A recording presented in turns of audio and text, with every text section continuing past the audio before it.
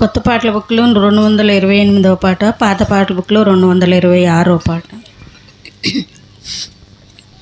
పాడేద దేవాని కృపలన్ నూతన గీతములన్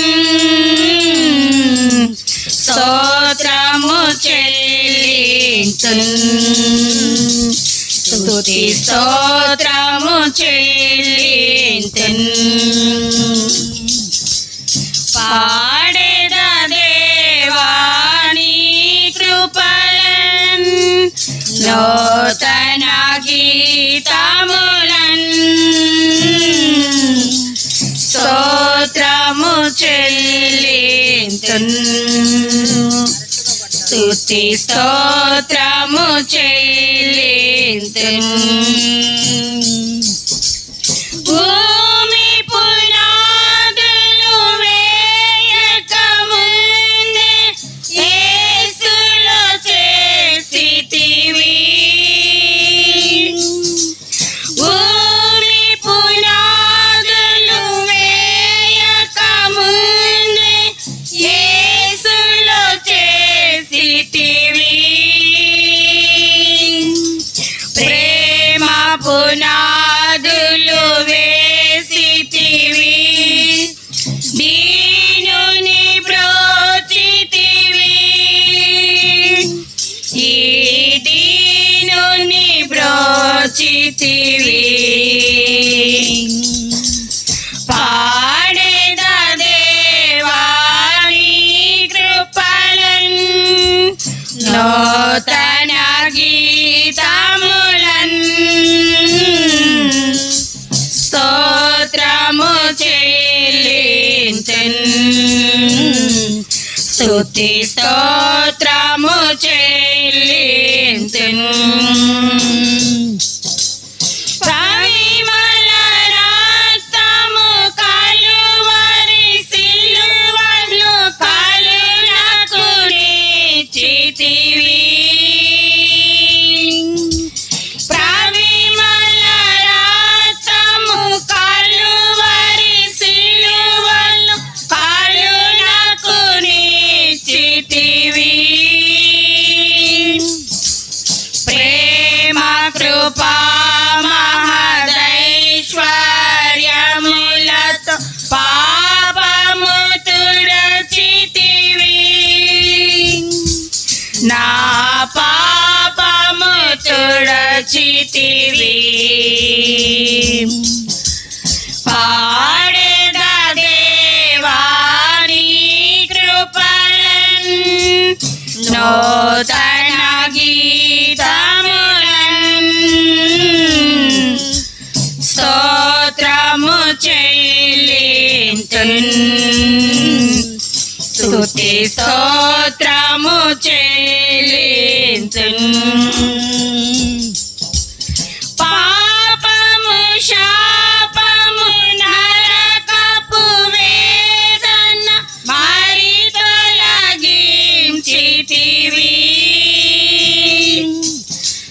పాపము శాపము నరకపు వేదన మరి తొలగించితివి.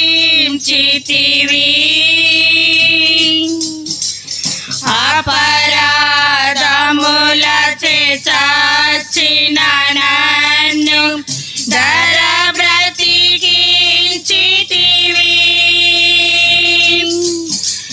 నన్ను బ్రతికించితివి. పాడేద దేవాని కృపలన్ నూతన గీతములన్ స్తోత్రము చెల్లింతున్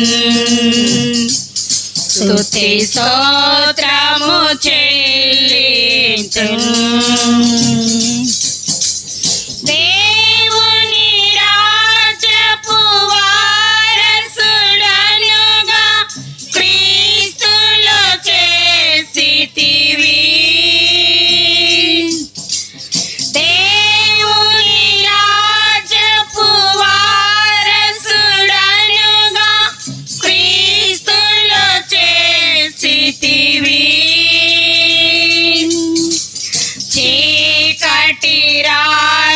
పాపపు శక్తుల నుండి నన్ను విడిపించితివి, శరణను విడిపించితివి.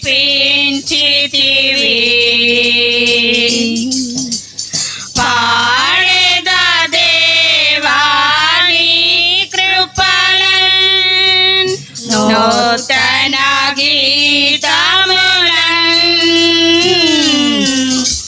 స్తోత్రము చెల్లింతున్, స్తుతి స్తోత్రము చెల్లింతున్. ముద్రించితివి శుద్ధాత్మతో నన్ను భద్రము చేసితివి, ముద్రించితివి శుద్ధాత్మతో నన్ను భద్రము చేసితివి. సత్య స్వరూపా నిత్య నివాసి సత్యగా చేసితివి, నీ సత్యగా చేసితివి. పాడేదా దేవాని కృపలన్, నూతన గీతములన్, స్తోత్రము చెల్లింతున్, స్తుతి స్తోత్రము చెల్లింతున్. అన్యుడనై నిన్ను ఎరుగకయున్నను ధన్యుని చేసితివి, అన్యుడనై నిన్ను ఎరుగకయున్నను ధన్యుని చేసితివి. ప్రియ పట్టణ పౌరుల సేవింపను వరములను సాగితివి, కృపా వరములను సాగితివి. పాడేదా దేవాని కృపలన్, నూతన గీతములన్, స్తోత్రము చెల్లింతున్, స్తుతి స్తోత్రము చెల్లింతున్.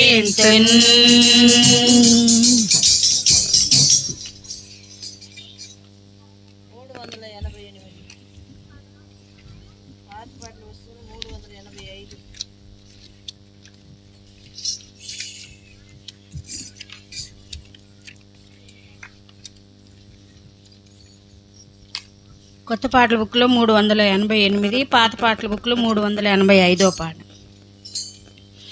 ప్రేమతో యేసు పిలచుచున్నాడు రాము, ప్రేమతో యేసు పిలచుచున్నాడు రాము, రక్షణను పొంది నిర్లక్ష్యముగా వెళ్ళుము, రక్షణను పొంది లక్షణముగా వెళ్ళుము. ప్రేమతో యేసు పిలచుచున్నాడు రాము, ప్రేమతో యేసు పిలచుచున్నాడు రాము. పాపమెరుగని ప్రభుని కొరకు పాపముగను చేయబడెను, పాపమెరుగని ప్రభుని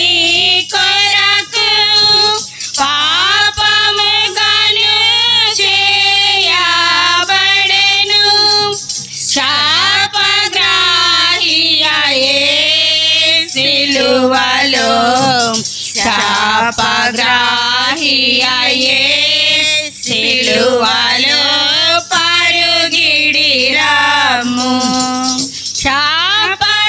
శాపగ్రాహియే సిలువలో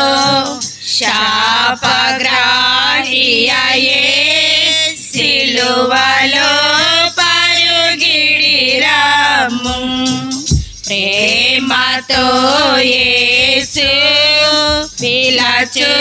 పిలచుచున్నాడు రాము ప్రేమతో యేసు పిలచుచున్నాడు రాము కిరీటమును ధరించి ముఖముపై వేయబడి ముళ్ళ కిరీటమును ధరించి ముఖముపై వేయబడి ప్రాణమిడినేసు సిలువలో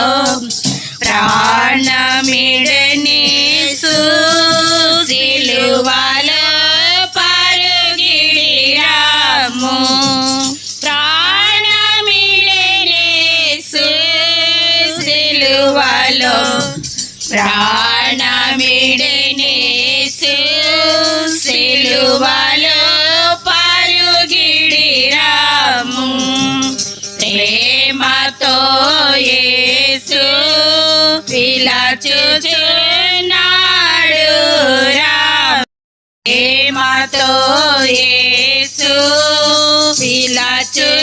పిలచుచున్నాడు రాము సిలువలో నీకై తప్పికొని కలుషాని క్షమకై ప్రార్థించి కొరకు పరుగిడి రాము ప్రేమతో యేసు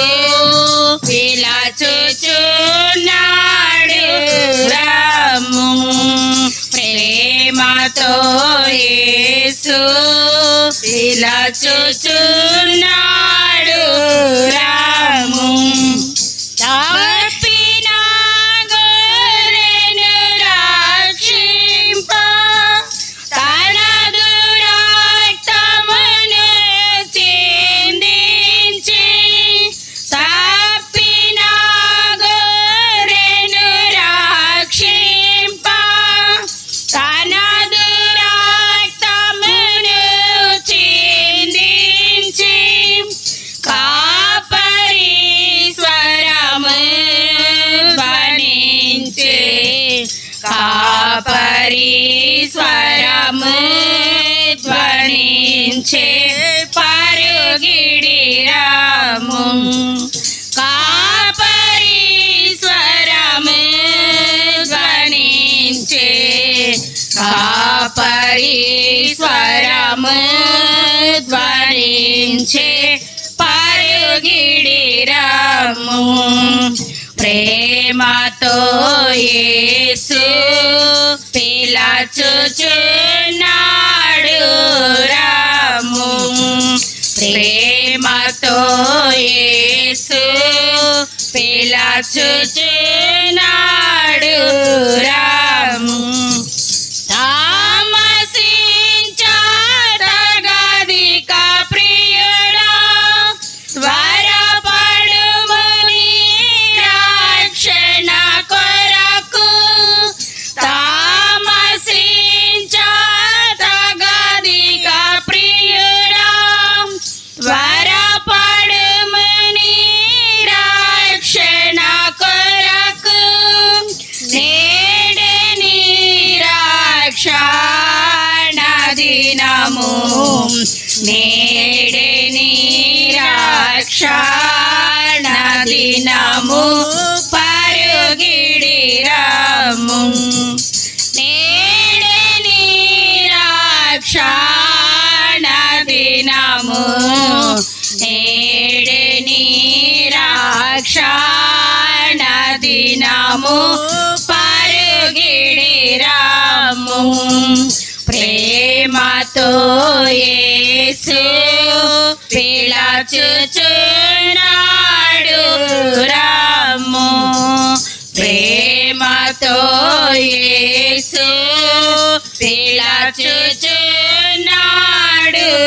రమ్ము తానే కడుగును తన రక్తముతో తండ్రి వలె నీ పాపమునంతా తానే కడుగును తన రక్తముతో తండ్రి వలె నీ పాపమునంతా తనయుడవై పోదు విప్పుడే తనయుడవై పోదు విప్పుడే పరుగిడి రమ్ము తనయుడవై పోదు విప్పుడే తనయుడవై పోదు విప్పుడే పరుగిడి రమ్ము ప్రేమతో యేసు పిలచుచున్నాడు రమ్ము ప్రేమతో యేసు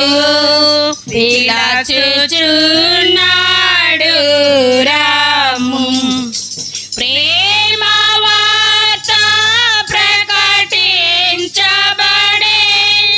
ప్రియుడు యేసుని యొద్దకు రమ్ము ప్రేమ వార్త ప్రకటించబడే ప్రియుడు యేసుని యొద్దకు రమ్ము కృపాకాలమిదే జగేలా కృపాకాలమిదే జగేలా పరుగిడి రమ్ము కృపాకాలమిదే జగేలా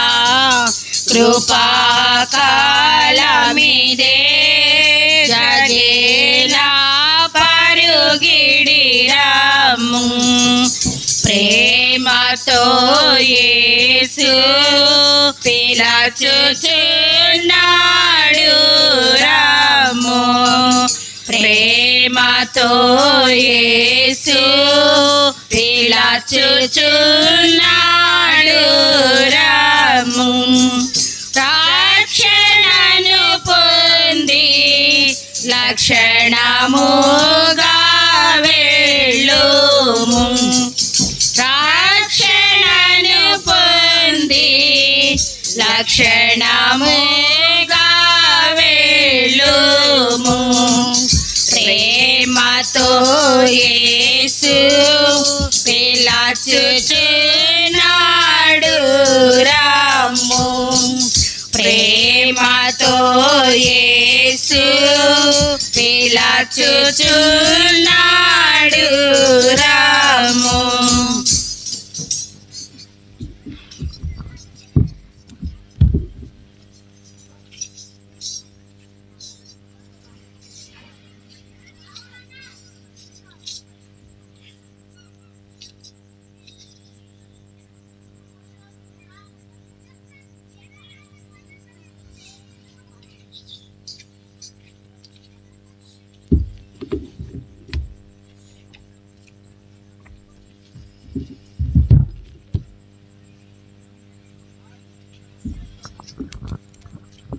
ప్రభు అయిన యేసుక్రీస్తు నామంలో మీ అందరికీ ప్రైజ్ లార్డ్. రండి, పరిశుద్ధ గ్రంథం నుండి కొన్ని లేఖన భాగములు ధ్యానం చేసుకుందాము.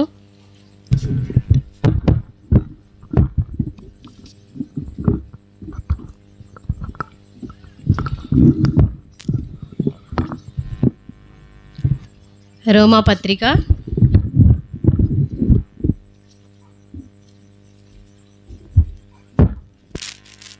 క్షమించాలి హోషేయ గ్రంథము 14వ అధ్యాయము చివరి వచనం చదువుకుందాము. హోషేయ గ్రంథము 14వ వచనము, 14వ అధ్యాయము చివరి వచనము.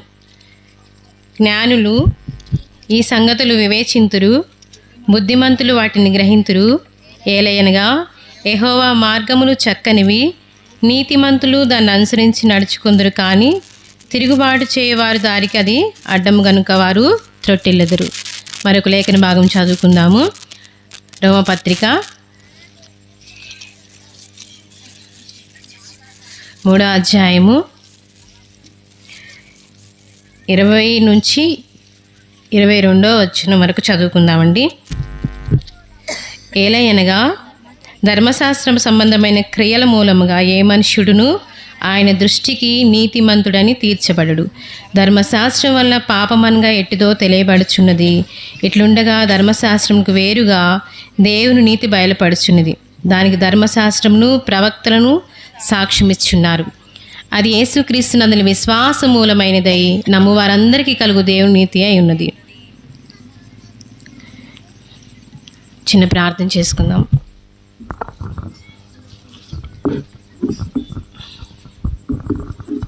ప్రేమ గల తండ్రి, పరిశుద్ధుడా ప్రభువా, నీ ఘనమైన శ్రేష్టమైన ఉన్నతమైన నామాన్ని బట్టి ప్రభువా, ఈ సాయంకాల సమయంలో ప్రభువా నీకు వందనాలు, స్తుతులు, స్తోత్రములు చెల్లించుకుంటున్నాను. సర్వాధికారి, జీవాధిపతి, ఘనమైన నా యేసు ప్రభు, ఈ సమయంలో ప్రభువా అల్పురాల్ని, అయోగ్యమైన దాన్ని, నిష్ప్రయోజనమైన దాన్ని, బలహీనమైన దాన్ని ప్రభువా నన్ను జ్ఞాపకం చేసుకోండి. దేవా, నీ లేఖన భాగములు వివరించడానికి నాకు తగిన జ్ఞానం అనుగ్రహిస్తూ రండి. నిన్ను సంతోషపెట్టే ప్రభా మాటలు ప్రభా ఈ బిడ్డలకు అందించడానికి కూడా కృప చూపిస్తూ రావాల్సిందిగా ప్రార్థిస్తున్నాను. దేవా, ఆది నుండి అంతవరకు నీవే నన్ను నడిపిస్తూ రమ్మని, జ్ఞాపకం చేసుకోమని త్వరలో రానైన యేసుక్రీస్తు నామములో ప్రార్థించి అడిగి వేడుకుంటున్నాం తండ్రి, ఆమేన్.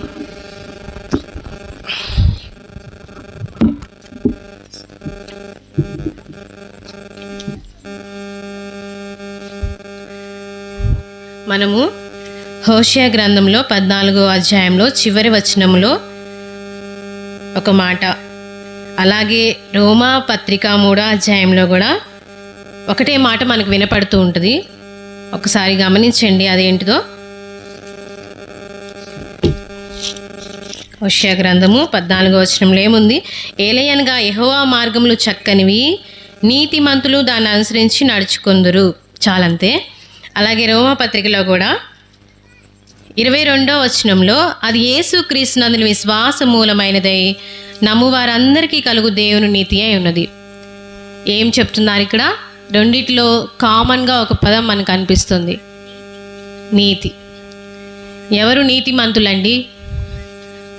యేసు రక్తంలో కడగబడిన వారు నీతిమంతులు, పరిశుద్ధులు.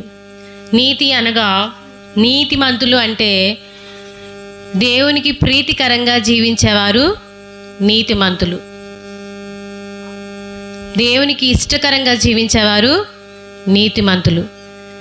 ఎవరైతే క్రీస్తు రక్తంలో కడగబడి వారి పాపాలు క్షమించబడతాయో వారి దేవుడు నీతిమంతులుగా తీర్చారు. అయితే నమ్ము వారందరికీ కలుగు దేవుని నీతి అయి ఉన్నది. మనము విశ్వాస మూలంగా యేసుక్రీస్తుని నమ్మాం, అంతే కదండి. మనమందరం కూడా విశ్వాసం మూలంగానే ప్రభువుని నమ్మాం. ఎవరు కూడా మనల్ని చక్కపరచలేదు, బాగు చేయలేదు. నిజంగా ఎవరైతే హృదయంలోకి ప్రభువుని చేర్చుకుంటారో వారి పాత జీవితం పోయి కొత్త జీవితం వస్తుంది. అంటే ఇదంతా కూడా ఎలా జరుగుతుందంటే విశ్వాసం మూలంన. విశ్వాసం అంటే నమ్మి బాప్తీసం పొందినవాడు రక్షింపబడును, నమ్మని వానికి శిక్ష విధింపబడును. అంటే ఈ విశ్వాసం మూలమున రక్షింపబడిన మనందరికీ కూడా దేవుని నీతి అయి ఉన్నది. ఏ నీతి అండి ఇది? దేవుని నీతి అయి ఉన్నది. మరి దేవుని నీతి అంటే పాత నిబంధన గ్రంథంలో దేవుని నీతి ఉందండి? ఉంది. ధర్మశాస్త్రం ఏం చెప్తుందంటే పాపము చేయకూడదు, పాపము చేయకూడదు అని చెప్తుంది. కానీ ఎవరైనా నడిచి చూపించారా ధర్మశాస్త్ర గ్రంథంలో? పాపాన్ని చేయకుండా ఎవరు కూడా నడిచి చూపించలేదు. అందరూ ఏదో ఒక సమయంలో త్రప్పిపోతూనే ఉన్నారు. అయితే యేసుక్రీస్తు వారు నడిచి చూపించారు. అయితే మనం ఈ పరిశుద్ధ గ్రంథం ఇచ్చి ఒక మనుషుడికి, ఇదిగో ఈ పరిశుద్ధ గ్రంథంలో ఈ పరిశుద్ధ గ్రంథం తీసుకొని నువ్వు ఒక దేశానికి వెళ్ళు, ఆ దేశంలో నువ్వు వెళ్ళవలసిన అడ్రస్ ఇందులో ఉంటుంది, అయితే మొదటి నుండి చివరి వరకు చక్కగా నువ్వు చదివి దాన్ని గ్రహించినట్లయితేనే నువ్వు చేరవలసిన గమ్యానికి చేరతావు అని చెప్పామనుకోండి. మరి దీన్ని చదువుతారా? ఈజీగా చదవగలమా మనము? చదువు రాని వాళ్ళు ఉంటారు, చదివినా కూడా గ్రహింపు లేని వారు ఉంటారు, మరి చూపు లేని వారు ఉంటారు. గుడ్డితనం ఉంటే మనం చదవగలమా? చదవలేం. అయితే యేసుక్రీస్తు ప్రభు వారు ఏమంటున్నారంటే, యూ జస్ట్ ఫాలో మీ, నన్ను ఫాలో అవ్వండి, నేను మిమ్మల్ని ఎక్కడికి చేర్చాలో అక్కడికి చేరుస్తాను. ధర్మశాస్త్ర గ్రంథము మనల్ని చేరవలసిన డెస్టినేషన్ అంటే మన గమ్యస్థానానికి చేర్చదు, కానీ యేసుక్రీస్తు ప్రభు వారే మన గమ్యస్థానాన్ని మనం ఎక్కడికి చేరబడాలో అక్కడికి చేరుస్తానని మనతో చెప్తున్నాడు. అంటే నీ డెస్టినేషన్ అంటే మనం ఎక్కడికి చేరాలని రక్షణ పొందుకున్నామో ఆ గమ్యస్థానాన్ని యేసుక్రీస్తు వారు చేరుస్తారు. ఎప్పుడు అంటే మనం కలిగి ఉన్న నీతిని కాపాడుకునేవారుగా ఉన్నప్పుడు మాత్రమే యేసుక్రీస్తు ప్రభువారు మనల్ని ఎక్కడికి చేరుస్తారండి? పరలోకానికి, పరముకి చేరుస్తారు. అయితే దేవుని వాక్యం సెలవిస్తుంది, నీతిని కాపాడుకోవడానికి కూడా మనకి ఆయుధాలు కావాలి. మన శరీరాన్ని కాపాడుకోవడానికి మనకి ప్రొటెక్షన్ ఉంటుంది. ప్రతిరోజు మనకి ఏం కావాలి? మన శరీరాన్ని కాపాడుకుంటే ఆహారము, దుస్తులు, నీళ్ళు, ఇవన్నీ కామన్ థింగ్స్ అన్నమాట. అయితే మన ఆత్మీయ జీవితాన్ని విశ్వాస మూలముగా మనం పొందుకున్న దేవుని నీతిని కాపాడుకోవడానికి కూడా మనకి కొన్ని ఆయుధాలు కావాలని దేవుని వాక్యం సెలవిస్తుంది. ఎందుకంటే మనల్ని ప్రొటెక్షన్ చేసుకోవాలి. ఆయుధం అంటే ఏంటి? శత్రువు నుండి. ఆయుధం దేనికండి? శత్రువు నుండి మనం రక్షించుకోవడానికే కదా ఆయుధము. ఇప్పుడు ఇండియా బోర్డర్లో మనకి యుద్ధం జరుగుతుంది. అయితే అక్కడ వారికి కొన్ని వెపన్స్ ఉంటాయి వారి మీద దాడి చేయడానికి. అవి బాంబులు అవి వచ్చుండు, ఇంకా రకరకాలవి, ఏదో శిరశాస్త్రం అన్నీ తగిలించుకొని వాళ్ళు ఫైట్ చేస్తున్నారు. దేనికంటే మన ఇండియన్స్ని ప్రొటెక్ట్ చేసుకోవడానికి. ఎవరైతే మన ఇండియన్స్ మీద దాడి చేస్తున్నారో వాళ్ళని ప్రొటెక్ట్ చేసుకోవడానికి మాత్రమే ఇది జరుగుతుంది. అయితే దేవుని నీతిని పొందుకున్న మనము, విశ్వాసం మూలంగా రక్షింపబడిన మనము, దేవుని నీతిని పొందుకున్న మనం ఈ నీతిలో కూడా కొనసాగాలి అంటే ఆ నీతిని కాపాడుకునేవారిగా ఉండాలి. మరి పాత నిబంధన గ్రంథంలో అబ్రహాము దేవుడు నమ్మాడు, అది అతనికి నీతిగా ఎంచబడింది. అంటే విశ్వాసం మూలంగానే మనం దేవుని నమ్ముతున్నాం, అది మాత్రమే మనకి నీతిగా ఎంచబడుతుంది. అయితే ఈ నీతి అనే కాపాడుకోవడానికి మనకు కావాల్సిన ఆయుధాలు ఏంటో ఒకసారి చూద్దాం. 2 కొరింథీ పత్రిక 6వ అధ్యాయము 7వ వచనము. సత్యవాక్యము చెప్పుట వలనను దేవుని బలము వలనను కుడి ఎడమల నీతి ఆయుధములు కలిగి. ఏం ఆయుధాలండి ఇవి? దేనికి మనకి నీతి ఆయుధాలు? దేనికంటే దేవుని నీతిని పొందుకున్న మనము ఇక్కడే ఉండి యేసు ప్రభు కోసం నేను యథార్థంగా బ్రతుకుతాను, సత్యముగా బ్రతుకుతాను, నేను ప్రభు కొరకు నిలబడతాను అని రక్షింపబడి మనము అలా కొనసాగించలేం. ఎప్పుడైతే మనకి ఆయుధాలు కావాలి, మన నీతిని మనము, దేవుని నీతి మనం పొందుకున్న దేవుని నీతిని మనము రక్షించుకోవాలి, వాటి కోసము ఆయుధాలు కావాలి. అయితే ఇక్కడ ఆయుధాలు ఏంటో ఇవ్వలేదు, కానీ సత్యవాక్యము చెప్పుట వలనను దేవుని బలము వలనను కుడి ఎడమల నీతి ఆయుధములు కలిగి. ఈ నీతి అనే ఆయుధాలు కలిగినప్పుడు మాత్రమే మనము పరలోకానికి చేరుతాం.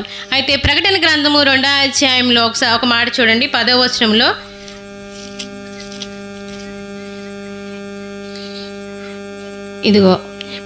ఇదిగో మీరు శోధింపబడినట్లు అపవాది మీలో కొందరిని చెరలో వేయింపబోచున్నాడు. 10 దినములు శ్రమ కలుగును, మరణం వరకు నమ్మకంగా ఉండు, నేను నీకు జీవ కిరీటం ఇచ్చేదను. ఎందుకు నీతిని కాపాడుకోవాలండి? జీవ కిరీటం కోసం, అంతే కదా. రక్షింపబడినంత మాత్రాన మనం పరలోకి వెళ్తామంటే బైబిల్ చెప్పట్లేదు. అంతం వరకు కూడా, అంటే మరణం వరకు కూడా, మన మరణం ఎప్పుడు వస్తుందో మనకి తెలియదు. మనం రక్షింపబడిన రోజు మనం చనిపోతే ఖచ్చితంగా వెళ్తామేమో, కానీ మన మరణం తెలియదు. కాబట్టి ఈ భూమి మీద బ్రతికినంత కాలం మనకు దేవుడిచ్చిన నీతిని కూడా కాపాడుకునే వారం ఉండాలి. ఎందుకంటే తుదకి మన డెస్టినేషన్ ఏంటంటే జీవ కిరీటము పొందుకోవాలి. మన యొక్క గోల్ ఏంటి? జీవ కిరీటాన్ని పొందుకోవాలి, అంతే కదండి. ఆ జీవ కిరీటాన్ని పొందుకోవడానికే మన ప్రయాస అంతా. అయితే దేవుని నీతిని మనం కాపాడుకోవడానికి ఆయుధాలుగా మనకి ఏమేమి కలిగి ఉండాలో ఒక 5 భాగాలుగా, 5 తలంపులుగా మనము చూద్దాం. మొట్టమొదటిది, దేవుని వాక్యాన్ని మనము కలిగి ఉండాలి. ఈ దుష్టుడు మనం కలిగి ఉన్న దేవుని నీతిని పోగొట్టడానికి రకరకాల ప్రయత్నాలు చేస్తాడు. చాలా టెంప్టేషన్స్, అంటే ఎవరి బలహీనతలను బట్టి ఒక్కొక్క మనిషిది ఒక్కొక్క బలహీనత అనమాట. మనం కలిగి ఉన్న ఈ నీతిని పోగొట్టడానికి ఆ దుష్టుడు రకరకాల ప్రయత్నాలు చేస్తాడు. అలాంటి ప్రయత్నాలకి, అలాంటి టెంప్టేషన్స్కి మనము గురవ్వకుండా ఉండాలంటే మొట్టమొదటి ఆయుధం ఏంటంటే దేవుని వాక్యము. చెప్పండి, ఏంది? దేవుని వాక్యం. ఆ దేవుని వాక్యం ఎలా ఉండాలంటే మన హృదయంలో ఉండాలి. ప్రతి దినము కూడా వాక్యాన్ని చదువుకునేవారుగా ఉండాలి. వాక్యాన్ని మదిలో ఉంచుకొని వాక్యానుసారంగా మన జీవితాన్ని కట్టుకోవాలి. అయితే దేవుని వాక్యం ఒకసారి చూడండి. హెబ్రీ పత్రిక 4వ అధ్యాయము 12వ వచనం చూడండి. హెబ్రీ పత్రిక 4:12. ఎందుకనగా దేవుని వాక్యము సజీవమై బలము గలదై 2 అంచులు గల ఎటువంటి ఖడ్గము కంటెను వాడిగా ఉండి ప్రాణాత్మలను, కీళ్లను, మూలుగులను విభజించినంత మట్టుకు దూరుచు హృదయం యొక్క తలంపులను, ఆలోచనలను శోధించుచున్నది. అయితే రక్షింపబడిన మనము, దేవుని నీతిని పొందుకున్న మనము, ఆ నీతిని కాపాడుకోవాలంటే మనకి దేవుని వాక్యం అనేది ఉండాలి. ప్రతిదినము కూడా దేవుని వాక్యాన్ని చదవాలి. ఈ వాక్యం ఎలాంటిది అని చెప్తున్నాడంటే, దేవుడు సజీవమైంది, అంటే మరణం లేనిది. మన తర్వాత తరాలు ఎప్పటికైనా కూడా ఈ వాక్యం అలాగే నిలిచిపోతుంది. కానీ మనం మాత్రం వచ్చేవాళ్ళు వస్తాం, పోయేవాళ్ళము పోతూ ఉంటాం. అలాంటి సజీవి గల వాక్యాన్ని మనము 2 అంచులు గల ఖడ్గం వంటి వాక్యం ప్రాణాత్మలను, కీళ్లను, మూలుగును విభజింతంత మట్టుకు దూర్చు హృదయం యొక్క తలంపులను, ఆలోచనలను శోధిస్తుంది. మనం నిజంగా దేవుని వాక్యానికి అనుగుణంగా మన ఆలోచనలు లేవనుకోండి, ఈ వాక్యం చదివినప్పుడు మన హృదయం ఏంటంటే మనస్సాక్షి చేత గద్దింపబడుచుంది. అప్పుడు దేవుని వాక్యానికి మనము లోబడి వారిగా ఉంటాం. ఈ నీతిని కాపాడుకోవాల్సిన మొట్టమొదటి ఆయుధం ఏంటండి? దేవుని వాక్యము. ఆ దేవుని వాక్యము ఇంకో చూడండి, 2 తిమోతి రాసిన పత్రిక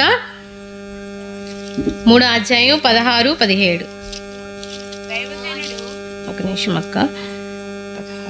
దైవజనుడు సన్నుద్ధుడై ప్రతి సత్కార్యముకు పూర్ణముగా సిద్ధపడి ఉండునట్లు దైవావేశం వలన కలిగిన ప్రతి లేఖనము ఉపదేశించుటకును, ఖండించుటకును, తప్పు దిద్దుటకును, నీతి యందు శిక్ష చేయుటకును ప్రయోజనకరమై ఉన్నది.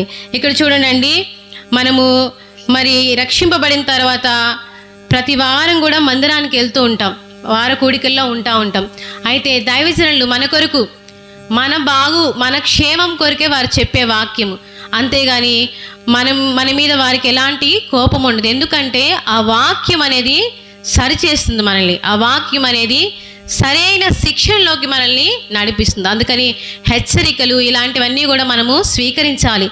ఎందుకంటే మనము పరము చేరట వారి యొక్క ధ్యేయం, అంతే కదండి. మన గొర్రెలు కాపరిగా ఎందుకు ఇచ్చారంటే, మనం ఏ గొర్రె కూడా నశించిపోవడం ఇష్టం లేదు, ఏ గొర్రె కూడా తప్పిపోవడం ఇష్టం లేదు, ఏ గొర్రె కూడా వాక్యానుసారంగా మరి తప్పిపోకూడదు అనేవారు మనకి ఎన్నో హెచ్చరికలు ఇస్తారు. దేవుని వాక్యాన్ని ఖండితంగా ఎందుకు చెప్తారంటే, అది ఖచ్చితంగా మన మేలు కొరికే. దాన్ని విని గ్రహించేవారిగా కూడా మనము ఉండాలి. ఆ దేవుని వాక్యం ఏంటంటే మనల్ని సరిచేస్తూ ఉంటుంది, దాన్ని స్వీకరించాలి. ప్రతి నిత్యం కూడా ప్రతి కూడికలో మనం కూర్చునేటప్పుడు ఏం మాట్లాడుకోవాలంటే, ప్రభువా ఈ దినము నాతో ప్రతి ఒక్కరం అందరం కూడా ఈ దినము నాతో ఏం మాట్లాడాలని కోరుకుంటున్నావు, నేనేం నేర్చుకోవాలి, నేనేం సరి చేసుకోవాలి అంటే, దేవుని వాక్యం ఏంటంటే మనల్ని సరిచేసేదిగా ఉంటుంది, మనల్ని ఆదరించేదిగా ఉంటుంది. మనల్ని మొన్న VBSలో అక్క కూడా పాట పాడింది కదా, దేవుని వాక్యం ఎలా చక్కబెడుతుంది అనమాట. ఇది నా బైబిల్ అనే పాటలో అక్క చెప్పింది కదా పాట. మన జీవితాల్ని చక్కపరుస్తుంది కాబట్టి దేవుని వాక్యం అనేది మన జీవితంలో కలిగి ఉండాలి. అయితే ఈ దేవుని వాక్యము మనకి బాధల్లో నెమ్మదినిస్తుంది. 119వ కీర్తనలో చూడండి అండి, అది దేవుని వాక్యము, నీ వాక్యం నన్ను బ్రతికించి ఉన్నది, నా బాధలు ఇదే నాకు నెమ్మది కలిగించుచున్నది. దేవుని వాక్యం మనతో మాట్లాడినప్పుడు మన యొక్క ఖచ్చితంగా దేవుడు మాట్లాడతాడు. మన సమస్య ఏంటో, మనమేంటో దేవుని వాక్యం మనది బోధిస్తూ ఉంటుంది. అయితే దేవుని వాక్యం ఎలా ఉంటుంది? మనల్ని బ్రతికించేదిగా ఉంటుంది, బాధల్లో నెమ్మది కలుగు చేసే వాక్యంగా ఉంటుంది. అలాంటి దేవుని వాక్యాన్ని ప్రతిదినం కూడా మనము చదువుకునేవారిగా ఉండాలి, ధ్యానించేవారిగా ఉండాలి. మనం విన్న మాటలు నలుగురికి చెప్పే విధంగా కూడా మనం ఉండాలి. అలాంటి వాక్యాన్ని మనం ఎప్పుడు కూడా కలిగి ఉండాలని దేవుని వాక్యము సెలవిస్తుంది. అదేవిధంగా రెండవది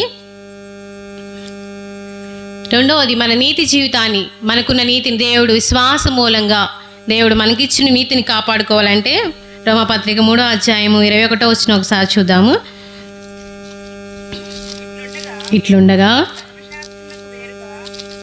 అక్క అదంతా కాదు, ఇది 22వ వచనం చూడండి. అది యేసుక్రీస్తునందలి విశ్వాస మూలమైనదై నమ్ము వారందరికీ కలుగు దేవుని నీతి అయి ఉన్నది.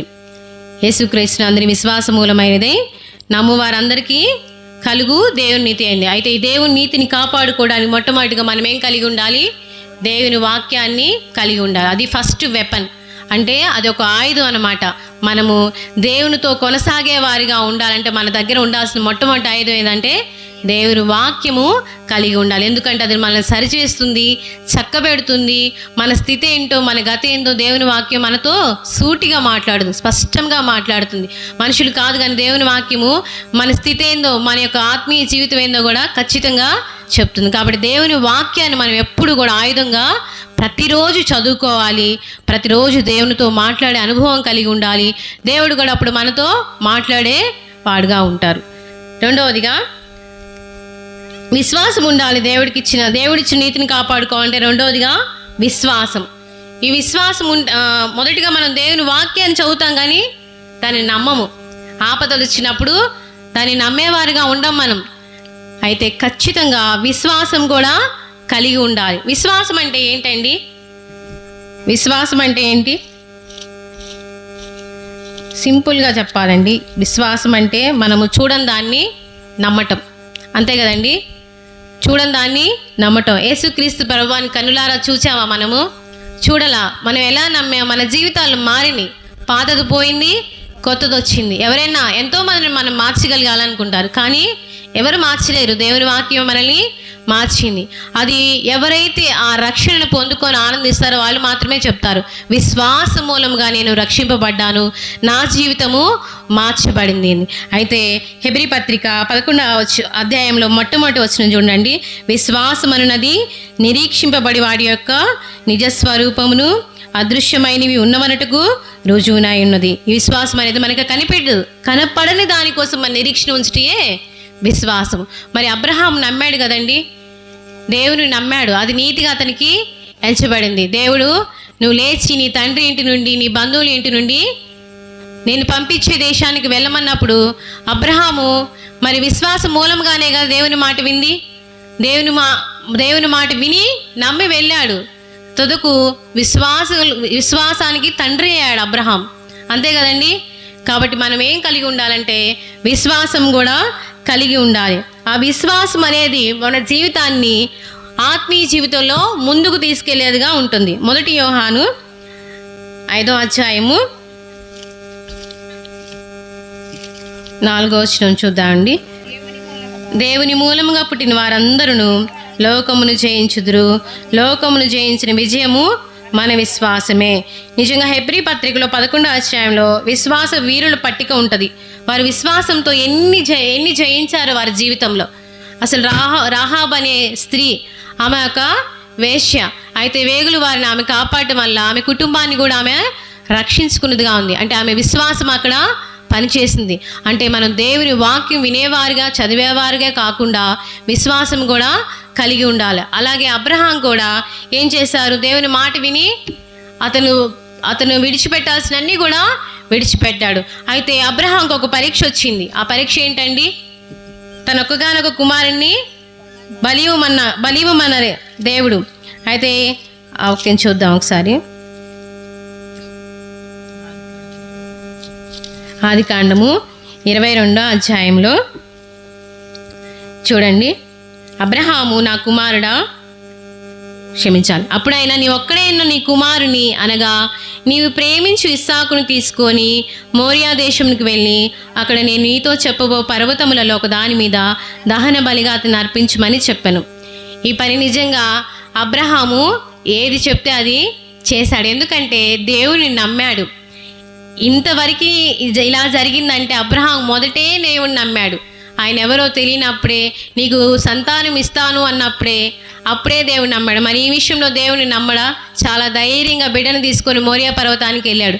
అక్కడ ఎందుకంటే అబ్రహాంని దేవుడు పరీక్షించాడు, కానీ అబ్రహాము దేవుడిని పరీక్షిస్తున్నాడు. దేవుడు నాకు మాట ఇచ్చాడు, నీ సంతానాన్ని ఇసుక రేణువుల కంటే గొప్పగా చేస్తానని చెప్పిన దేవుడు నాకు కుమారుని బలిగా ఇవ్వమంటున్నాడు.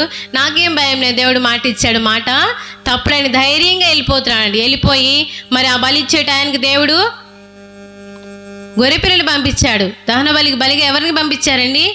గొర్రె పిల్లలు. అంటే విశ్వాస మూలంగా వారు ఏం చేశారు? జయించిన వారిగా ఉన్నారు. కాబట్టి మనము కూడా జయించేవారిగా ఉండాలి అంటే మనం దైనికమైన జీవితంలో విశ్వాసం అనేది కలిగి ఉండాలి. అలాగే ఏబు గ్రంథం 13వ అధ్యాయము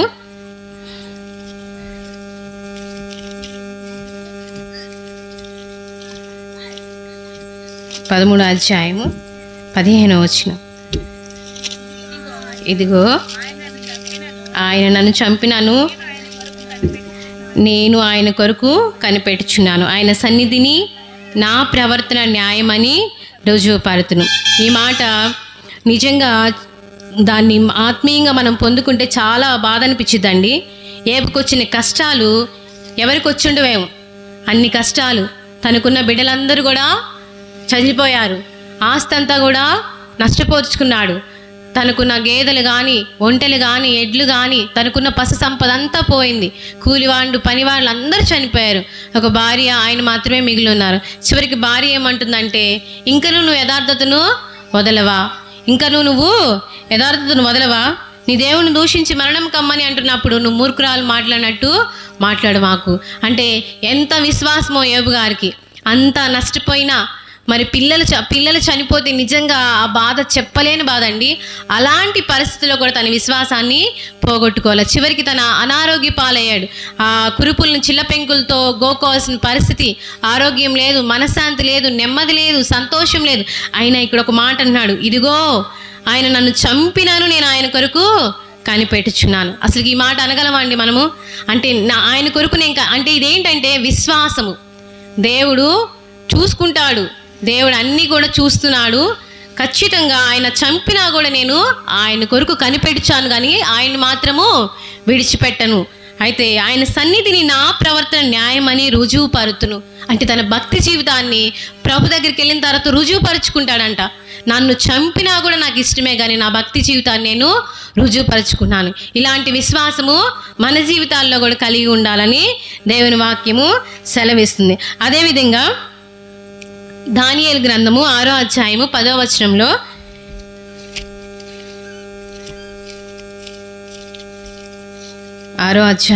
వచనంలో, ఇటు శాసనము సంతకం చేయబడినని దానియేలు తెలుసుకునినను అతడు తన ఇంటికి వెళ్ళి యథాప్రకారంగా అనుదినము 3 మోకాళ్ళుని తన ఇంటి పైగది కిటికీ యెరూషలేము తట్టునకు తెరవబడి ఉండగా తన దేవునికి ప్రార్థన చేయొచ్చు, ఆయన స్తుతించుచూ వచ్చును.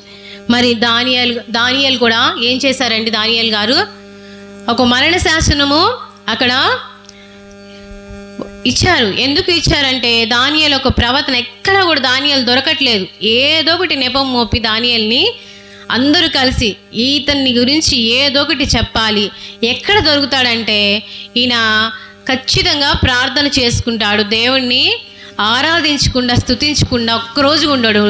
ఈ విషయంలోనే ఒక మరణ శాసనం అనేది రాయించాలని అందరూ కలిసి, ఆ సంస్థానాధిపతులు ఎవరెవరైతే ఉన్నారో వారందరూ కలిసి ఒక నిర్ణయానికి వచ్చారు.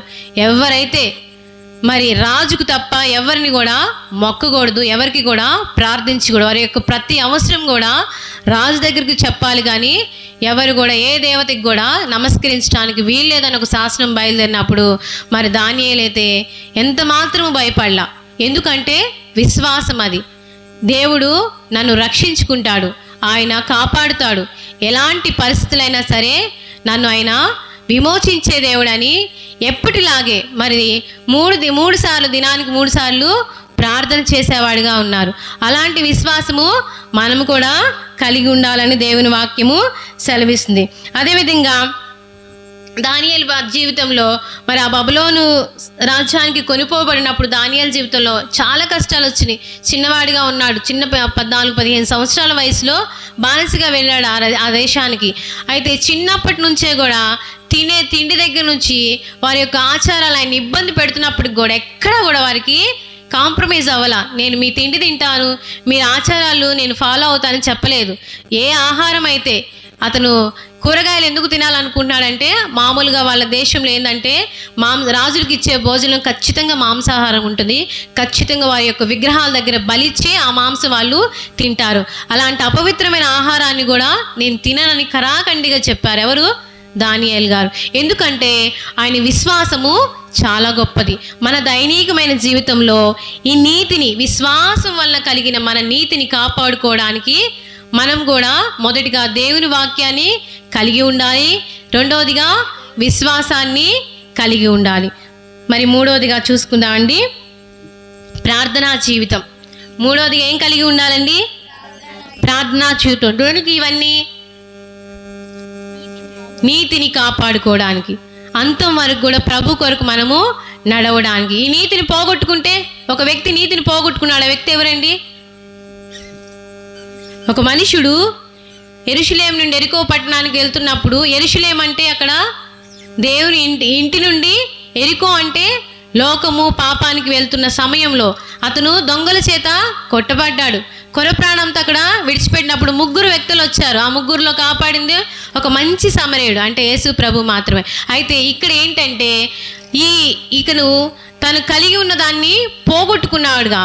ఎందుకు అంటే పోగొట్టుకుంది దేవుని యొక్క నీతిని కాపాడుకోలేని వాడిగా ఉన్నాడు. మనం కూడా నీతిని కాపాడుకునేవారిగా ఉండాలి. అయితే మూడవదిగా ప్రార్థనా జీవితం.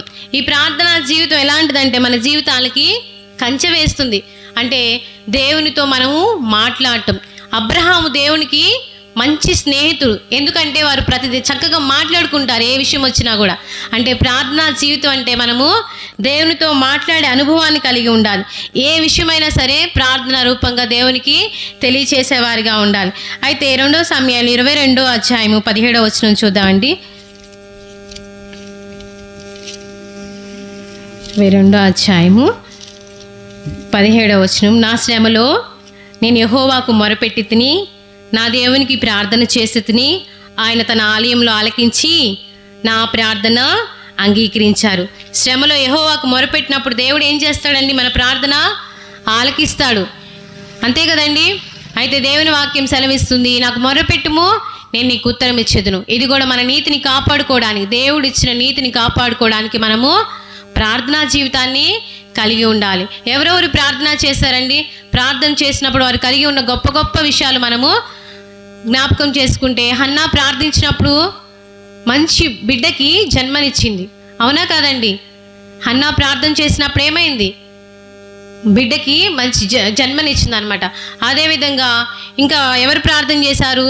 పౌలు గారు చెరసాల్లో ఉన్నప్పుడు సంఘమంతా కూడా అత్యాసక్తితో ప్రార్థించిన వారిగా ఉన్నప్పుడు ఆ సంఖ్యలు అనేవి తెగిపోయినగా ఉన్నాయి. అంటే ప్రార్థనా జీవితం ఎలాంటిదంటే మనకి కాపుదలని ఇస్తుంది. మనము ప్రార్థనా జీవితాన్ని కూడా కలిగి ఉండాలి. ఒకసారి చూద్దాం 2 తిమోతి పత్రిక 2 తిమోతి పత్రిక 2వ అధ్యాయము 1వ వచనం.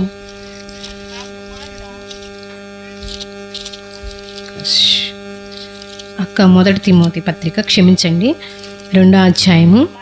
మనము సంపూర్ణ భక్తియు మాన్యతయు కలిగి నెమ్మదిగాను సుఖముగాను బ్రతుకు నిమిత్తము అన్నిటికంటే ముఖ్యముగా మనుషులందరి కొరకును, రాజుల కొరకును, అధికారులందరి కొరకును, విజ్ఞాపనలను, ప్రార్థనలను, యాచనలను, కృతజ్ఞతాస్తుతులు చేయవలని హెచ్చరించున్నాను. ఇది మంచిదియు మన రక్షకుడకు దేవుని దృష్టికి అనుకూలమైనదినై ఉన్నది. చూసారండి, ఇవన్నీ ఎవరి కోసము? మనం క్షేమంగా ఉండటం కోసం, మనుషులందరికీ కొరకు కూడా మనము ప్రార్థించేవారిగా ఉండాలి. అన్నిటికంటే రాజుల కొరకు, అధికారులందరి కొరకు విజ్ఞాపనలు, ప్రార్థనలు చేసే అనుభవంలో మనము నడవాలని దేవుడు కోరుకుంటున్నాడు. అయితే హెబ్రీ పత్రిక 5వ అధ్యాయం 7వ వచనంలో,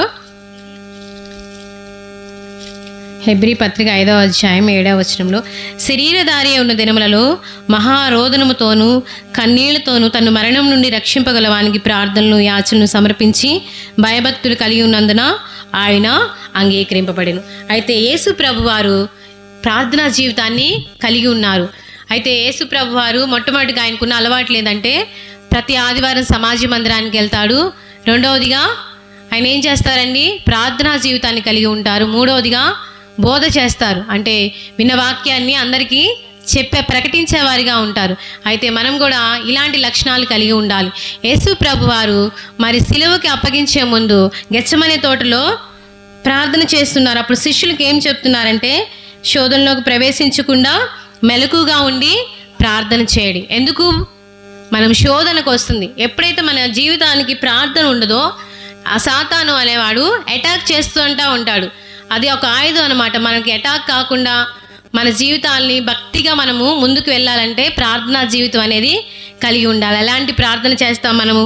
నేను ప్రార్థన చేస్తాను, వంట చేసేటప్పుడు ప్రార్థన చేస్తాను, ఏదైనా ట్రావెలింగ్ వెళ్ళేటప్పుడు, ఏదైనా బస్సులో ఉన్నప్పుడు ప్రార్థన చేస్తాను. ఇలాంటి ప్రార్థన కాదండి. దేవుడు చెప్తున్నాడు, ఒక్క గడి అయినా మీరు ప్రార్థించలేరా అంటే ఎక్స్క్లూజివ్ ప్రేయర్ లైఫ్ అనేది ఉండాలి. యేసు ప్రభు వారికి ఎక్స్క్లూజివ్ ప్రేయర్ లైఫ్ ఉంది. ఒలీవ కొండకెళ్ళైనా మరి గంటల తరబడి ప్రార్థన చేసే అనుభవం ఉందని. మనం కూడా ఒక గడి అయినా మన దైనికమైన జీవితంలో మనకి దేవుడు ఇచ్చిన నీతిని కాపాడుకోవాలంటే మనం కూడా ప్రార్థనా జీవితం అనేది కలిగి ఉండాలి. దాన్ని బట్టి దేవుని మనము స్తుతించేవారిగా ఉంటామన్నమాట. అదేవిధంగా మత్తయి సువార్త 26:41, క్షమించండి 2వ తిమ్మోతి, అది అయిపోయింది. అపోస్తుల కార్యములు 2వ అధ్యాయము 21వ వచనం,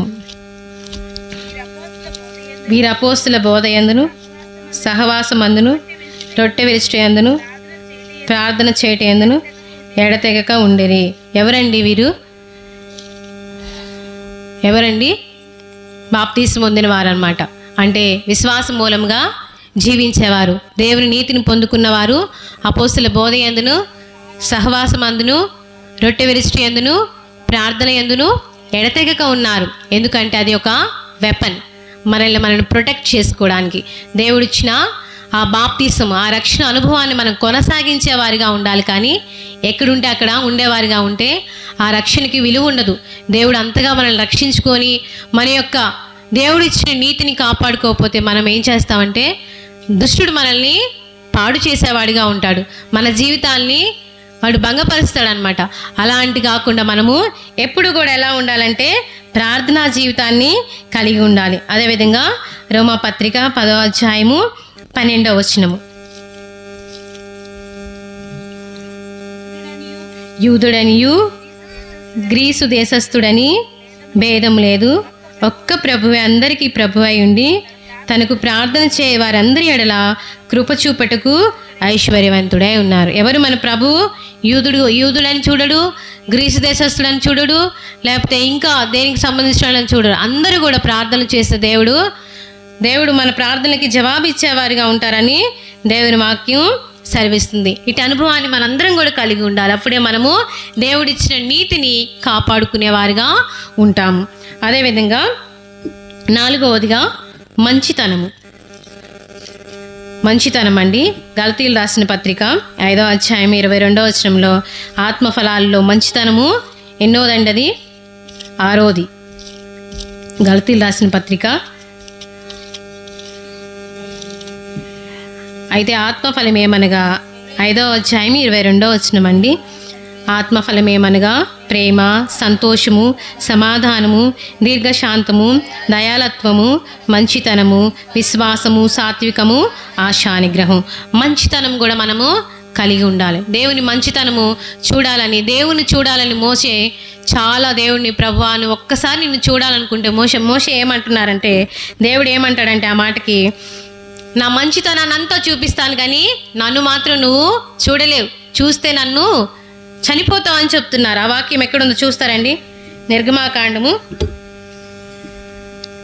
33.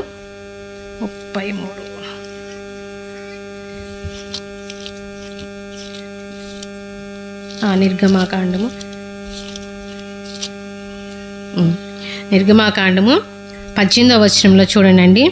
అతడు, దయచేసి నీ మహిమను నాకు చూపమనగా ఆయన, నా మంచితనం అంతయు నీ ఎదుట కనపరచెదను, యెహోవాను నామమును నీ ఎదుట ప్రకటించెదను. అంటే ఇది మోషే ఏమంటున్నారంటే, ఒక్కసారైనా నిన్ను చూడాలి ప్రభువా అన్నప్పుడు దేవుడు అంటున్నాడు, నీవు చెప్పిన మాట చొప్పున చేసేదను, నీ మీద నా కటాక్షం కలిగినది, నీ పేరుని బట్టి నేను ఎరుగుదనని మోషేతో చెప్పగా, అతడు దయచేసి నీ మహిమను నాకు చూపమనగా నా మంచితనం అంతా నీ ఎదుట కనపరచెదను. దేవుడు ఎంతో మంచితనం కలిగిన వారు. మనం కూడా మంచితనం అనే ఆయుధాన్ని కలిగి ఉండాలి. దేవుని నీతిని కొనసాగించామంటే మంచితనం ఉండాలి. మనకి ఎవరైనా కీడు చేశారనుకోండి, మనము మేలు చేసేవారిగానే ఉండాలని దేవుని వాక్యము సెలవిస్తుంది. రోమాపత్రిక 12:21 చూడండి. రోమాపత్రిక 12, కీడు వలన జయింపబడక మేలు చేత కీడును జయించుము. అంటే మనము ఎవరైనా మనం కీడు చేసినప్పుడు మేలు చేత, అంటే మేలు చేసి ఆ కీడుని మనము జయించాలి. అలాంటి మంచితనము మనం కలిగి ఉండాలి. యేసుక్రీస్తు వారి మంచితనం ఎంత మంచితనం అండి!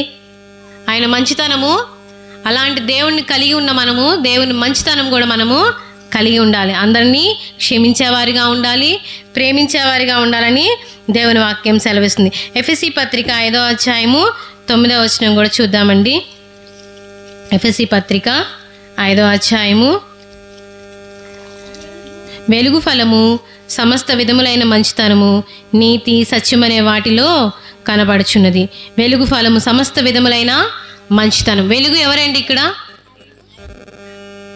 వెలుగు ఎవరండి? దేవుని వాక్యము వెలుగే ఉన్నది, అంతే కదండి. యోహాను సువార్త 1వ అధ్యాయంలో ఏముంది? నేను లోకమునకు వెలుగై ఉన్నాను, నేను లోకమునకు వెలుగై ఉన్నాను. ఆది యందు వాక్యం ఉండును, వాక్యం దేవుని యొద్ద ఉండును, ఆ వాక్యమే దేవుడై ఉండును. అంటే వాక్యం అంటే మనకి ఇక్కడ వెలుగు అంటే వాక్యము. ఆ వాక్యము అనేది మనకి మంచితనాన్ని ఇచ్చేదిగా ఉంటుంది. ఆ వాక్యాన్ని మనము, ఆ వెలుగు ఫలమైన సమస్త విధములైన మంచితనాన్ని, నీతి, సత్యమైన వాటిలో మనకి కనపడుచు ఉన్నది. అదేవిధంగా దేవుని మంచితనం ఒకసారి మనం చూద్దాము. లూకాసు వార్తలో పాపాత్మురైన ఒక స్త్రీ దేవుని వద్దకు వచ్చి, మరి ఆమెంట వ్యభిచారం చేస్తూ పట్టబడిన స్త్రీ. అయితే పరిసయ్యులు వారందరూ కూడా వచ్చి ఆమెని రాళ్లతో కొట్టి చంపాలి, ఆమె బ్రతకూడదు, ఆమె పాపం చేసింది అని చెప్తారు. అయితే ధర్మశాస్త్రంలో స్త్రీలు వ్యభిచారం చేస్తే వారిని రాళ్లతో కొట్టి చంపబడాలి. అయితే వారందరూ కూడా వచ్చి ప్రభువుని శోధిస్తున్నప్పుడు ప్రభు ఏమంటున్నాడంటే, మీలో ఎవరైతే పాపం చేయలేదో వాళ్ళు ఆమె మీదకి రాయి విసరవచ్చు అన్నప్పుడు ఎవరు కూడా ఆమె మీద రాయి విసరలేదు. ఎందుకంటే దేవుని మనస్సాక్షి వాళ్ళలో ఉంది, గద్దించింది కాబట్టి ఎవరంతటి వాళ్ళు వెళ్ళిపోయారు. ఎవరు కూడా ఆమెని శిక్షించలేదు, ఎవరు కూడా ఆమె మీద రాయి వేయలేదు. ఎందుకంటే ఎవరు కూడా అక్కడ పాపము ఏ భేదం లేదు, అందరూ కూడా పాపులే, నీతిమంతుడు లేడు, ఒక్కడు లేడు. అయితే యేసుక్రీస్తు వారు అందరూ వెళ్ళిపోయిన తర్వాత ఒక మాట అన్నాడు, అమ్మా నిన్నెవరు కూడా శిక్షించలేదా?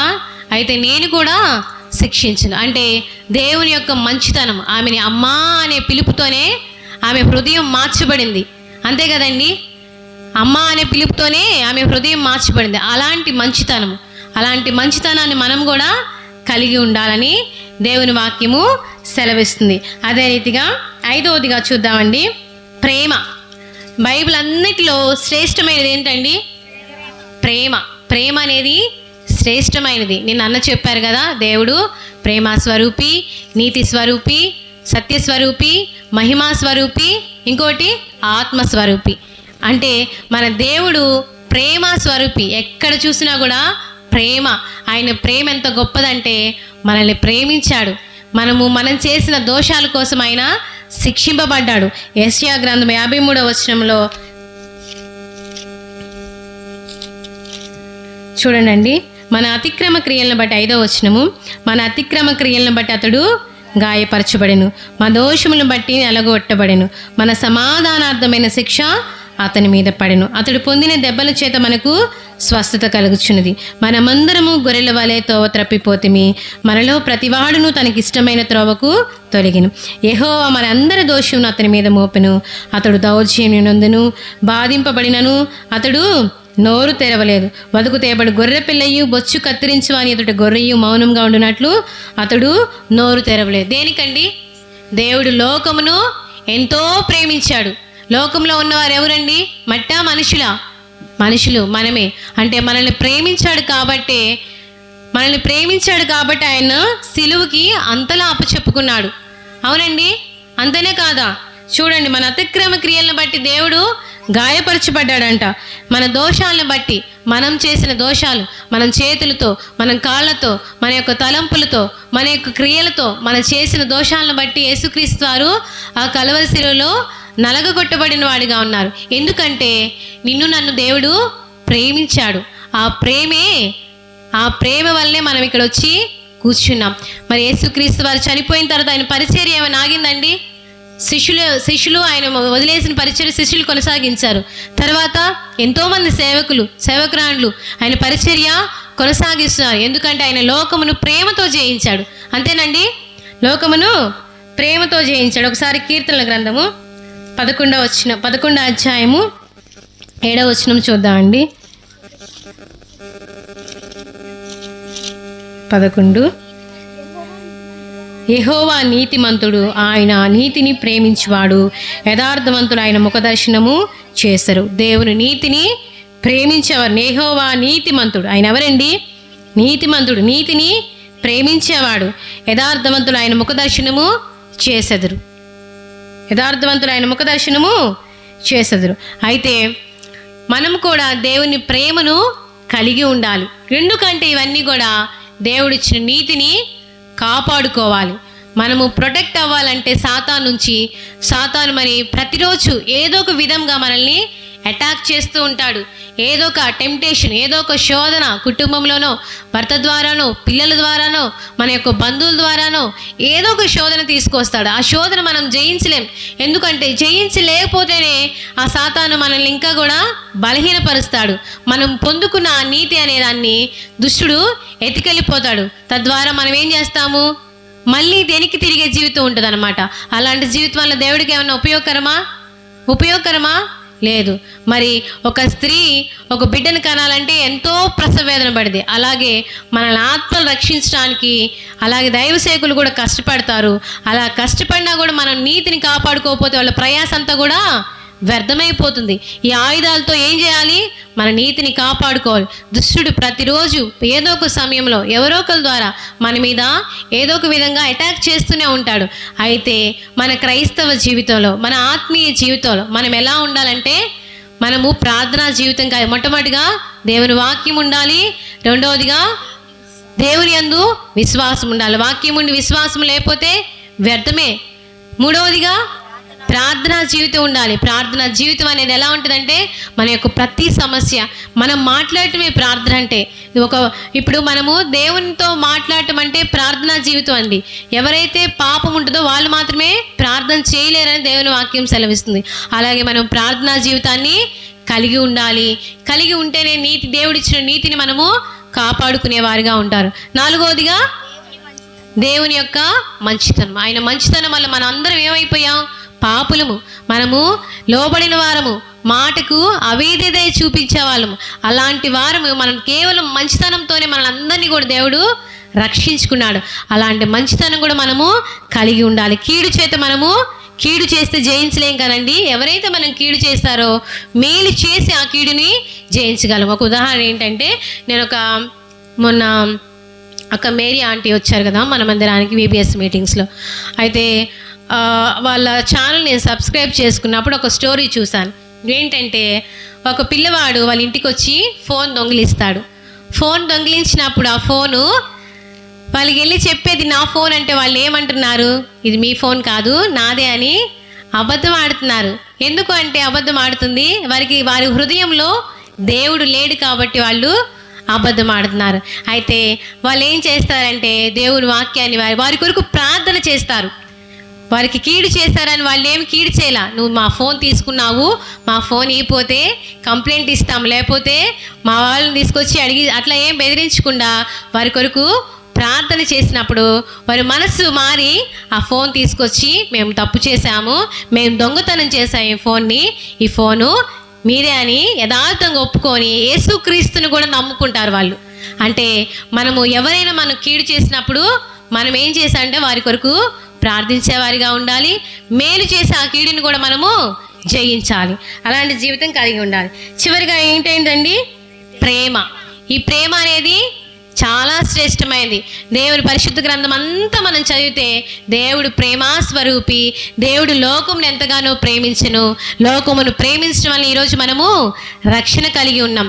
ఆ రక్షణే లేకపోతే మనం అందరం ఏమైపోయేవాళ్ళం, కరెక్ట్గా నరకానికి సిద్ధపడి ఈ పాటికి ఎంతోమంది వెళ్ళిపోయి ఉంటారు. అంతే కదండి, అంతేనా? అదేవిధంగా మనము దేవుడు ప్రేమను కలిగి ఉన్నాం కాబట్టి రక్షింపబడుతున్న వారిగా ఉన్నాం. అదేవిధంగా హోషేయ గ్రంథము 10వ అధ్యాయము 12వ వచనం ఒకసారి చూసుకుందాం అండి. హోషేయ గ్రంథం నీతి ఫలించినట్లు మీరు విత్తనం వేయడి, ప్రేమయను కోత మీరు కోయడి, యెహోవాను వెదుకుట ఇదే సమయము కనుక ఆయన ప్రత్యక్షమై మీ మీద నీతి వర్షము కురిపించినట్లు ఇది వెరకెన్నడను దున్నని బీడు భూమును దున్నడి. ఇక్కడ ఏ విత్తనం వేశారండి వీళ్ళు? నీతి ఫలించినట్లు మీరు విత్తనం వేడి, ప్రేమ అనే మీరు కోత కోయడి. మనం ఏం విత్తుతాం అదే, చేదు విత్తనం విత్తితే చేదు పంటనే కోస్తాం. మరి నీతి అనే విత్తనాన్ని విత్తితే మనము ప్రేమ అనే పంట కోస్తామంట. అంటే దేవుని వాక్యం సెలవుస్తుంది, మనుషుడా మోసపోకు, దేవుడు వెక్కిరింపబడడు, నువ్వు ఏదైతే విత్తుతావో అది కోయబడను. అలాంటి మనము ప్రేమ అనేది ఎక్కడైనా సరే ప్రేమ అనే విత్తనం మనం ఇచ్చినప్పుడు మనం కోసే పంట కూడా చాలా సంతోషంగా ప్రేమతో కోస్తాం అనమాట.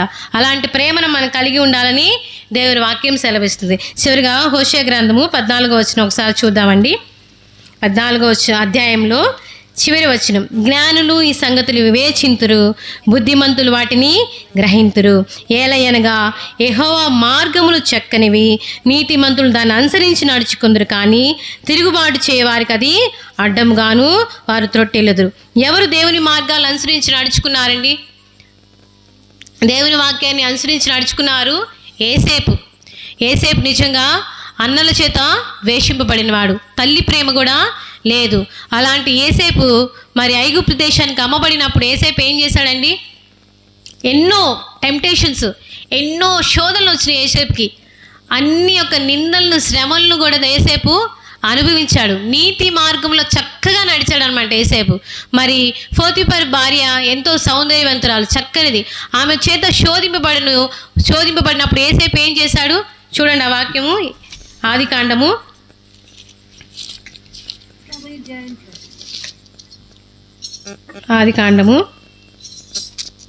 39వ అధ్యాయంలో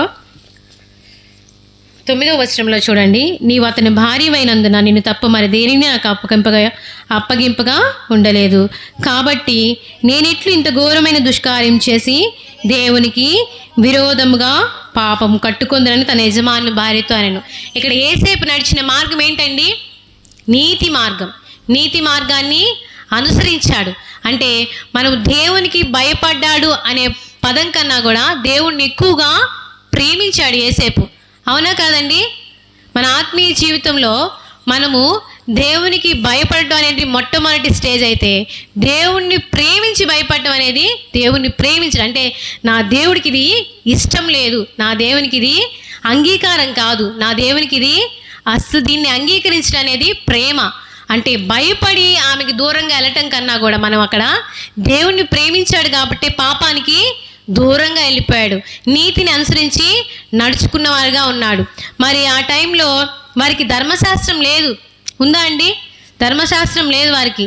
అబ్రహాం కాలంలో, యోసేపు కాలంలో ధర్మశాస్త్రం ఉందా అండి? లేదు. దేవుణ్ణి వారు నమ్మారు. వారి విశ్వాసం మూలంగా దేవుడిని నమ్మారు కాబట్టి వారు దేవుడిచ్చిన నీతిని కాపాడుకున్నారు వారు. అంతేనండి. ఇంకెవరు కాపాడుకున్నారు? ఏబు కూడా కాపాడుకున్నాడు. ఆయన నీతిని కాపాడుకున్నాడు. ఇందాక చదివాం కదా మనము. మరి నా ప్రాణము నేను చనిపోయినా నాకు ఇష్టమే, నా భక్తిని నేను రుజువుపరుచుకుంటా అంటున్నారు. ఎవరైనా అంటారా? అనరు. ఎందుకంటే వాళ్ళు నడిచిన మార్గాలు ఎలాంటివండి? చక్కని మార్గాలు, నీతి మార్గాలు నడిచారు కాబట్టి వారు ఫలించారు. మరి దేవుని నీతిని కొనసాగించిన వారు ఎవరండి? దేవుని నీతిని కొనసాగించిన వారు ఎవరు? చాలామంది ఉన్నారు. ఎందుకంటే వారికి అన్ని వేల కమాండ్స్, అంటే ధర్మశాస్త్రంలో ఉన్న ఆ ఆజ్ఞలన్నీ కూడా వాళ్ళు పాటించలేకపోయారు. అంతే కదండి. సంసోను తప్పిపోయాడు, దేవుని యొక్క నీతిని నెరవేర్చలేదు. తిమ్నాతుకు పోయే మార్గంలో ఒక స్త్రీని పెండ్లాడి ఆ స్త్రీ వల్ల చాలా పాపం తెచ్చుకున్నాడు. మళ్ళీ కొంతమంది వేశ్యలతో సాంగత్యం, తన యొక్క బలాన్ని, దేవుడిచ్చిన యొక్క అన్నిటిని పోగొట్టుకొని ఏమైపోయాడు? చివరికి సంసోను చనిపోయాడు. అంటే దేవునికి ఇష్టకరమైన మార్గంలో అతను జీవించలేదు. మరి సౌలు కూడా అంతే. సౌలు అయితే మరి ఇశ్రాయేల్కి మొట్టమొదటి రాజుగా దేవుడు ఏర్పరచుకున్నాడు. సౌలు మరి దేవుడిచ్చిన ఆధిక్యతను కాపాడుకున్నాడా? దేవుడి నీతిలో నడిచాడా? నడవలేదు. తన ఇష్టానుసారంగా, తన యొక్క ఆలోచనల ప్రకారం ద్వేషాన్ని, కోపాన్ని పెంచుకుంటూ, తనకి ఇష్టం వచ్చినట్టు యుద్ధాలు చేసుకుంటూ, తనకి చేతికి చిక్కిన వారిని అందరినీ కూడా నాశనం చేస్తూ తన ఇష్టానుసారమైన బ్రతికినప్పుడు చివరికి సౌలు ఏమైపోయాడు? పతనం అయిపోయాడు. అంతేనండి. దేవుని మార్గాన్ని అనుసరించలేదు, దేవుని నీతిని కొనసాగించలా. మధ్యలోనే వీరందరూ కూడా ఏం చేశారు? దేవుని నీతిని కొనసాగించకుండా చెడిపోయిన వారిగా ఉన్నారు. వీరందరూ జ్ఞానులు అనిపించుకోరు. ఎందుకంటే దేవుని నీతిని మీరు జరిగించలేరు. అయితే మనం ఎలా ఉండాలంటే దేవుని నీతిని జరిగించాలి. ఎవరైతే, ఒకసారి యోహాను సువార్త చూడండి. యోహాను సువార్త 5వ అధ్యాయము. నా మాట విని నన్ను పంపిన వాని యందు విశ్వాసముంచువాడు నిత్య జీవము కలవాడు. ఎవరైతే యేసుక్రీస్తు ప్రభువారి మాట విని విశ్వాసం ఉంచుతారో, విశ్వాసం అంటే యేసుక్రీస్తు ప్రభువు నా పాపాలను క్షమించగలుగుతారు. ఆ పాపాలను క్షమించి దేవునితో పాటు నడవాలన్న ఆలోచన మనము కలిగి ఉండాలి. లేకపోతే నమ్మిన వానికి రక్షణ, నమ్మని వానికి శిక్ష. వారందరూ ఎక్కడ ఉంటారండి? నమ్మని వాళ్ళు అంటే ఎవరు? మనందరం విశ్వాసులం కాబట్టి మనం దేవుని నీతిని కలిగి ఉన్నామని రోమాపత్రిక 3వ అధ్యాయం 21వ వచనంలో 22వ వచనంలో మనం చదువుకున్నాం. అయితే నమ్మని వారందరూ ఎవరు? అవిశ్వాసులు. అంతే కదండి. నమ్మిన వారు మనము విశ్వాసులు, నమ్మని వారు ఎవరంటే అవిశ్వాసులు. ఒకసారి ప్రకటన గ్రంథము 21వ వచనంలో 8వ వచనం ఒక లిస్ట్ ఇచ్చారు. ఇక్కడ వీళ్ళందరూ కూడా అవిశ్వాసులు ఎక్కడికి వెళ్తారు? అగ్నిగుండంలో పడవేయబడతారు. చూడండి, పిరికివారు, అవిశ్వాసులను, అసహ్యులను, నరహంతకులను, వ్యభిచారులను, మాంత్రికులను, విగ్రహారాధకులను, అబద్ధికులందరిని కూడా అగ్నిగంధములతో మండు గుండములో పాలు పొందుదురు. ఇది రెండవ మరణం. ఎవరైతే యేసుక్రీస్తుని ఇంకా నమ్మలేదో, ఆయన లోకరక్షకుడు, ఇది ఒక మతం కాదు, మార్గం అండి. యేసుక్రీస్తు వారు మనల్ని రక్షించే దేవుడు, నీతిలో కొనసాగించే దేవుడు. ఇంకా ఈ రక్షణను, ఇంకా ఈ విశ్వాసాన్ని మీరు కలిగి ఉండకపోతే దేవుడు చెప్తున్నాడు, ఈ అవిశ్వాసులు అనేవారు ఎక్కడికి వెళ్ళిపోతారంటే అగ్నిగుండంలో పడవేయబడతారు. ఈ అగ్నిగుండం అనేది ఏదో ఒక సంవత్సరం ఉండో లేకపోతే ఒక 10 రోజులు ఉండేది రిటైర్ అయ్యేది కాదండి. యుగ యుగాలు అగ్ని ఆరదు, పురుగు చావదు. దాంట్లో ఉండి మనము వేదన, భయంకరమైన వేదన, అలాంటి వేదనకి నువ్వు గురి అవ్వాలనుకుంటే అలాగే అవిశ్వాసంగా ఉండు. లేకపోతే యేసుక్రీస్తు యందు విశ్వాసం ఉంచు. అప్పుడు నీవును నీ ఇంటి వారందరూ రక్షణ పొందుదురు. దేవుని ఇచ్చిన వాక్యము దీవించునుగా.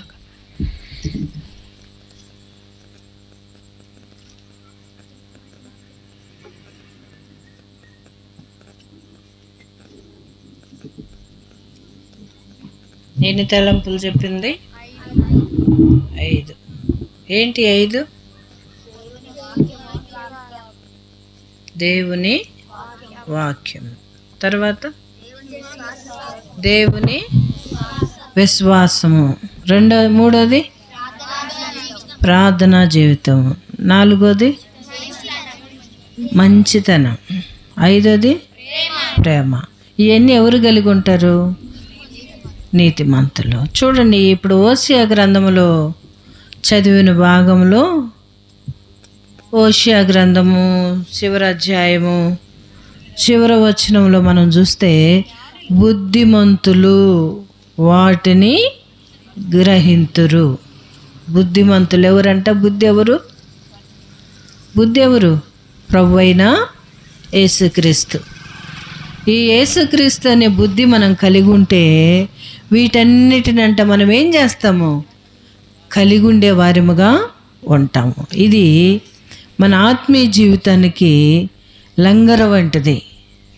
ఏంటిది? మొట్టమొదట వాక్యం అవసరము కదా. రెండోది చూస్తే విశ్వాసం అవసరము. విశ్వాసము లేకుండా ఎవడు దేవునికి ఇష్టడై ఉండుట అసాధ్యం కదా. అందుకని విశ్వాసము కావాలా. తర్వాత చూస్తే ప్రార్థనా జీవితం కావాలా. మన బిడ్డ ఏదైనా ఊరు వెళ్ళినది, హాస్టల్కి వెళ్ళినది వచ్చిందనుకోండి, అమ్మ బిడ్డకి ఏముంటుంది? ఎప్పుడు ఆ రోజంతా కూడా ఒకటే ముచ్చట్లు ఉంటాయి కదా. ఏం ముచ్చట్లు చేస్తారు? హాస్టల్ ఎట్టున్నది, హాస్టల్ వాళ్ళ ఫ్రెండ్స్ ఎట్టున్నది, హాస్టల్లో ఎట్లా పోటీ పడ్డది, ఇవన్నీ చెప్పుకుంటారు కదా. అలాగే మన తండ్రితో మనము కూడా ఏం చేయాలా? ప్రార్థనా జీవితాన్ని కలిగి ఉండటం. ఏంటంటే ఆయనతో మన బాధలన్నీ చెప్పుకోవటం. నాలుగోది మనం చూస్తే మంచితనం. మంచితనం అంటే ఏంటిది? మంచితనం అంటే ఏంటిది? కీడు చేయకుండా మేలు చేయాలి మంచితనం. అక్కడ ఇంకొక భాగం ఎక్కడో ఏదో గుర్తుకొస్తుంది. మంచితనము ఆత్మ ఫలాల్లో ఏంటిది? మంచితనము. అందుకని ఈ మంచితనాన్ని మనం అందరము కూడా ఏం చేయాలా? కలిగి ఉండాలి.